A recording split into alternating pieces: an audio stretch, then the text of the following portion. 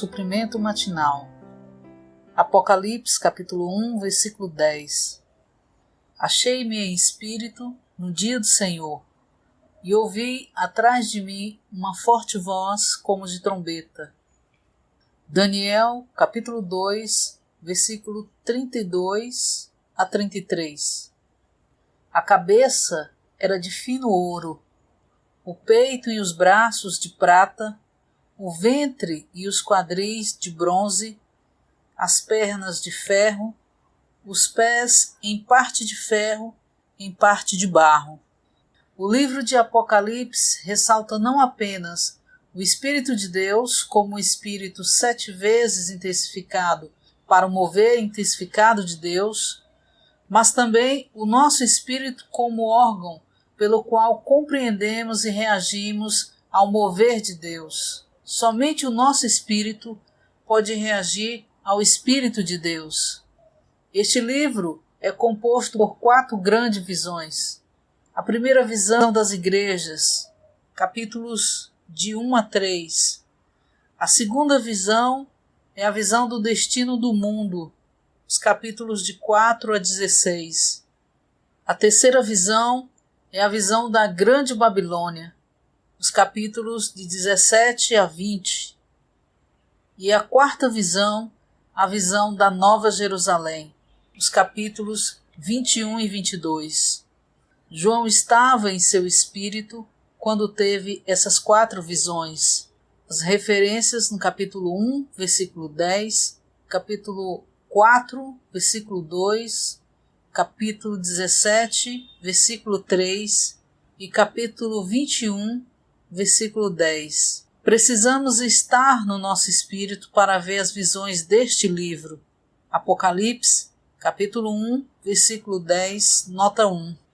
Leitura de hoje. Recentemente tem havido muitas mudanças grandes no mundo. É um fato histórico que a situação mundial sempre foi um indicador do mover do Senhor da Terra. Levar a cabo a sua economia tem muito a ver com a situação mundial. Em Gênesis capítulo 10, relata como as nações da terra foram divididas depois do dilúvio.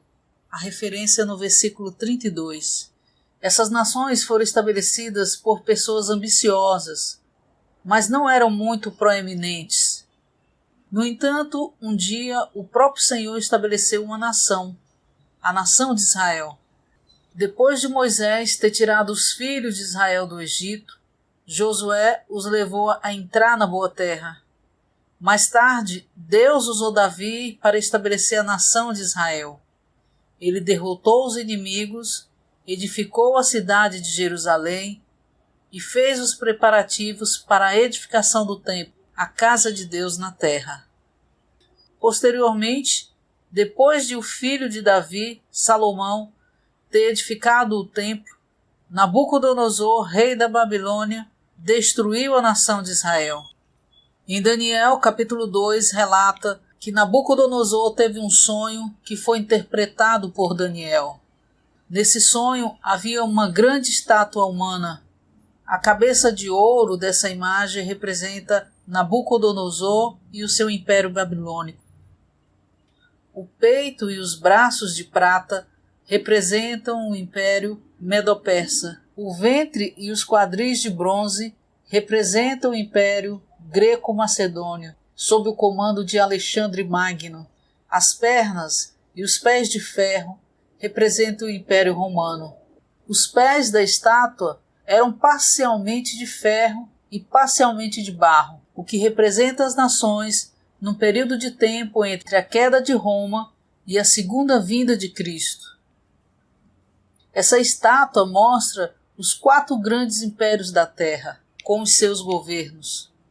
Na verdade, ela é uma ilustração profética da história do governo humano, soberanamente preparado pelo Senhor para levar a cabo a sua economia. Pouco tempo antes do início da era do Novo Testamento, Júlio César conquistou a área da Palestina. Posteriormente, o seu filho adotivo, Augusto, tornou-se o primeiro César formal do Império Romano, em 27 a.C. Este império foi grandemente usado por Deus a fim de levar a cabo a sua economia neotestamentária. Foi durante o governo de Augusto que Cristo nasceu, e foi sob o domínio do Império Romano que Cristo foi crucificado. O nascimento e morte de Cristo ocorreram durante o Império Romano. A formação do Império Romano foi uma indicação de que Deus iria realizar algo diretamente para levar a cabo a sua economia neotestamentária. O Império Romano também conquistou a região em redor ao Mediterrâneo, colocando todas as nações dessa área sob o controle governamental, e o grego tornou-se a língua comum. Além disso, foram construídas estradas por todo o império a fim de tornar as viagens mais fáceis e seguras. Isso foi uma preparação para a propagação do Evangelho, depois da morte e ressurreição de Cristo.